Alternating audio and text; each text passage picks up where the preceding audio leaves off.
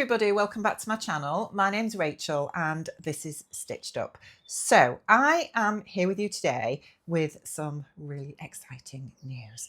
We are going to be doing an unboxing, but before we do that, I have a little announcement to make. I am really excited to announce that I am a new ambassador, a sew inspired ambassador for Beyond the Pink Door, which is really exciting. So what that means is that now I get my Beyond the Pink Door Think Pink Sewscription Box gifted to me. So full disclosure there, Andrea is now gifting this to me and I've got mine early this month as well. So we're going to unbox it together.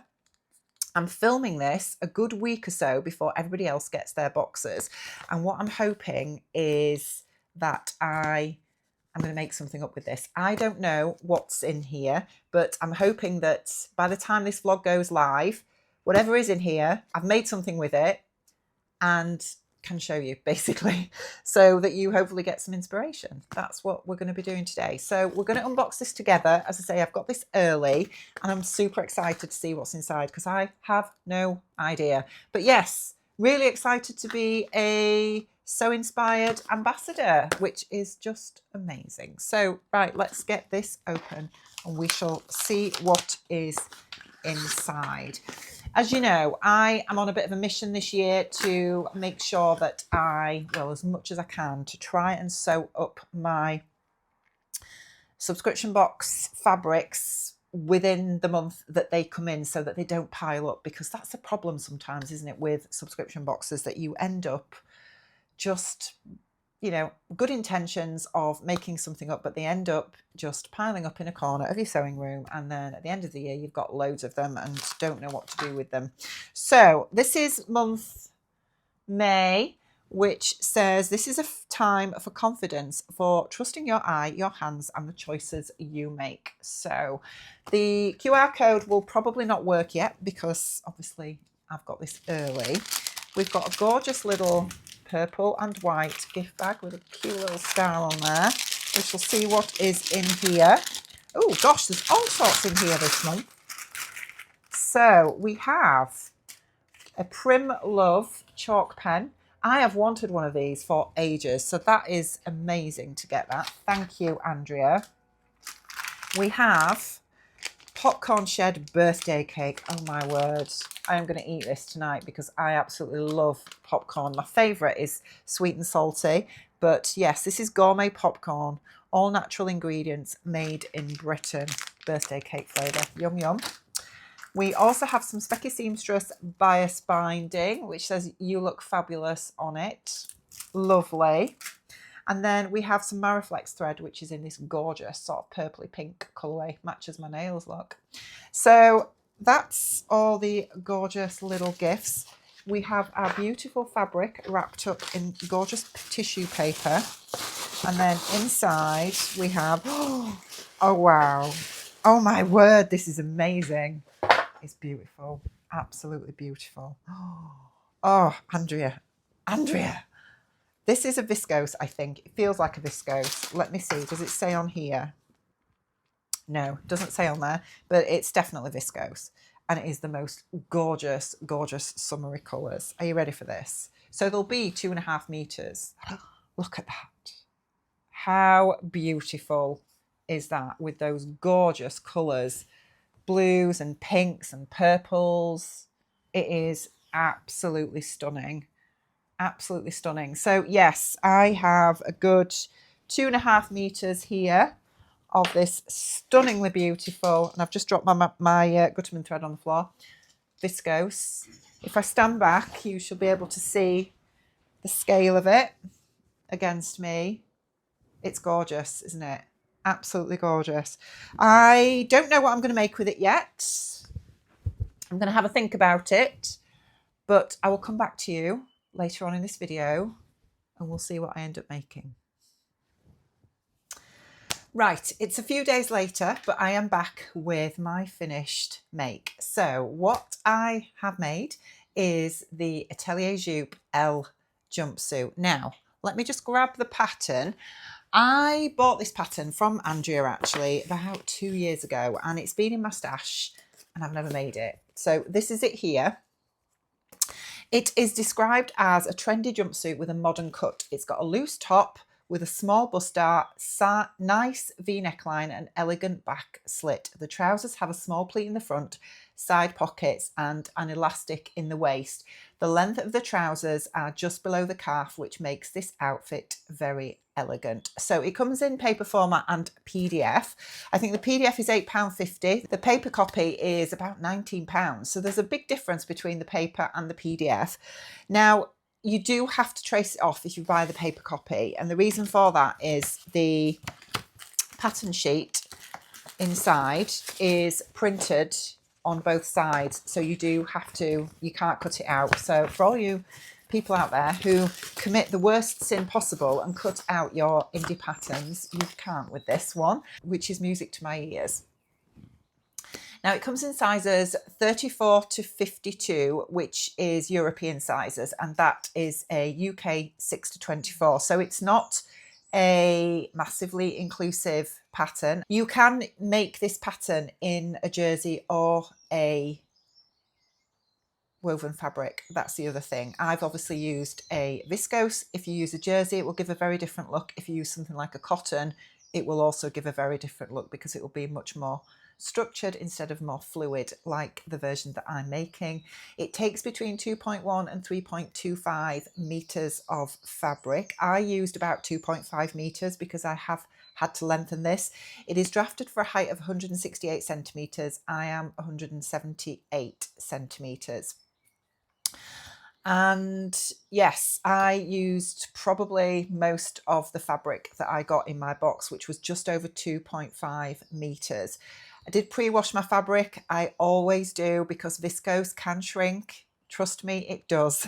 And I ended up going with the size 10. So the size 10 is a bust of 36 inches, waist of 29 and hips of 39.3. They sort of matched more or less my body measurements. My bust is a 35.5, my waist is 26 and my hips are 39. So I felt that that was probably where I needed to be. I didn't want to grade down at the waist because I was conscious that I needed to get these on over my hips. So that was something that I really needed to think about. There are no fastenings in this jumpsuit. Well, I'm saying there's no fastenings. There is. There's a little back keyhole fastening at the top. But apart from that, there's no sort of zips, buttons or anything like that. It's just elasticated waist. So it's pull on, pull off.